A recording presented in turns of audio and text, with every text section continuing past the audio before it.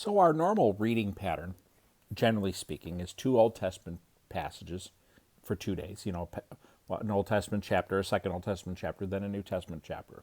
Old Testament, New Testament, as we plug away through a book in each Testament. But occasionally, there are moments where, like today, where we have three Old Testaments in a row, and that's when a book has an odd number of chapters, and there's only one chapter left. Sometimes they'll do that. So we're wrapping up Second Kings today, and then we're done with First and Second Kings. It's chapter 25. In the 9th year of Zedekiah's reign, on the 10th day of the 10th month, King Nebuchadnezzar of Babylon advanced against Jerusalem with his entire army.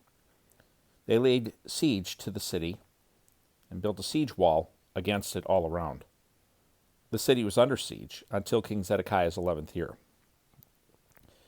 By the 9th day of the 4th month, the famine was so severe in the city that the common people had no food. Then the city was broken into, and all the warriors fled at night by way of the city gate between the two walls near the king's garden. Even though the Chaldeans surrounded the city, as the king made his way along the route to the Arabah, the Chaldean army pursued him and overtook him in the plains of Jericho. Zedekiah's entire army left him and scattered. The Chaldeans seized the king and brought him up to the king of Babylon at Riblah, and they passed sentence on him. They slaughtered Zedekiah's sons before his eyes. Finally, the king of Babylon blinded Zedekiah, bound him in bronze chains, and took him to Babylon. On the 7th day of the 5th month, which was the 19th year of King Nebuchadnezzar of Babylon, Nebuzaradan, the captain of the guards, a servant of the king of Babylon, entered Jerusalem. He burned the Lord's temple, the king's palace, and all the houses of Jerusalem. He burned down all the great houses. The whole Chaldean army, with the captain of the guards, tore down the walls surrounding Jerusalem.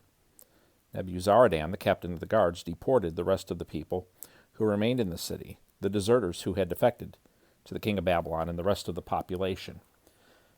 But the captain of the guards left some of the poorest of the land to be vine dressers and farmers.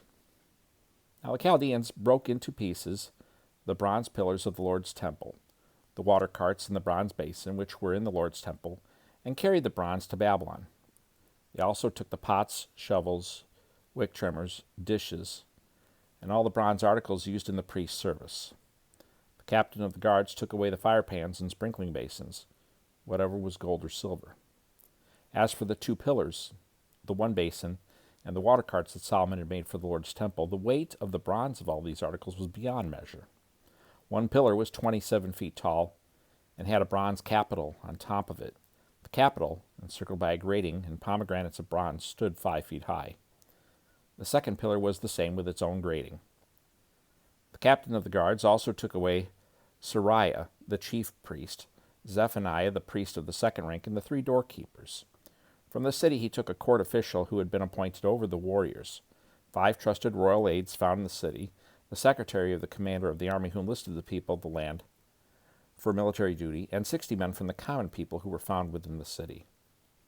Nebuzaradan, the captain of the guards, took them and brought them to the king of Babylon at Riblah. The king of Babylon put them to death at Riblah in the land of Hamath. So Judah went into exile from its land. King Nebuchadnezzar of Babylon appointed Gedaliah, son of Ahikam, son of Shaphan, over the rest of the people he left in the land of Judah. When all the commanders of the armies, they and their men, heard that the king of Babylon had appointed Gedaliah, they came to Gedaliah at Mizpah. The commanders included Ishmael, son of Nethaniah, Johanan, son of Kareah, Sariah, son of Tanhumeth, the Netophathite, and Jaazaniah, the son of Maacathite.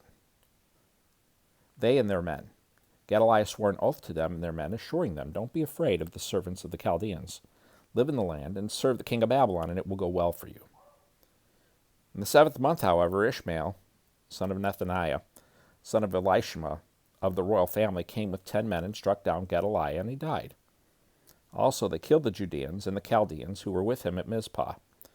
Then all the people, from the youngest to the oldest, and the commanders of the army, left and went to Egypt, for they were afraid of the Chaldeans. On the 27th day of the 12th month of the 37th year of the exile of Judah's king Jehoiachin, in the year Evil-Merodach became king of Babylon, he pardoned King Jehoiachin of Judah and released him from prison. He spoke kindly to him and set his throne over the thrones of the kings who were with him in Babylon. So Jehoiachin changed his prison clothes, and he dined regularly in the presence of the king of Babylon for the rest of his life. As for his allowance, a regular allowance was given to him by the king, a portion for each day for the rest of his life. And that is 2 Kings 25 and the end of 2 Kings, and really a sad ending to that chapter of history right there. Our next book we're going into from here, I haven't looked at the schedule, but just since it's going book by book, I assume it's First Chronicles. It'll go over a lot of the same material, some different perspectives. Some of it's very, very similar, but it throws in some different things and some different emphases. And so in a lot of reading plans that I've used in the past, it merges those chapters, and when one chapter has the same content or covers the same historical context as another chapter, it puts them all in the one day. And sometimes even the prophets will cover the same context in some of their chapters, Isaiah particularly. But so anyway, hey, thanks for coming and watching another video, listening to me read and fumble around sometimes, and appreciate all of you who watch, subscribe.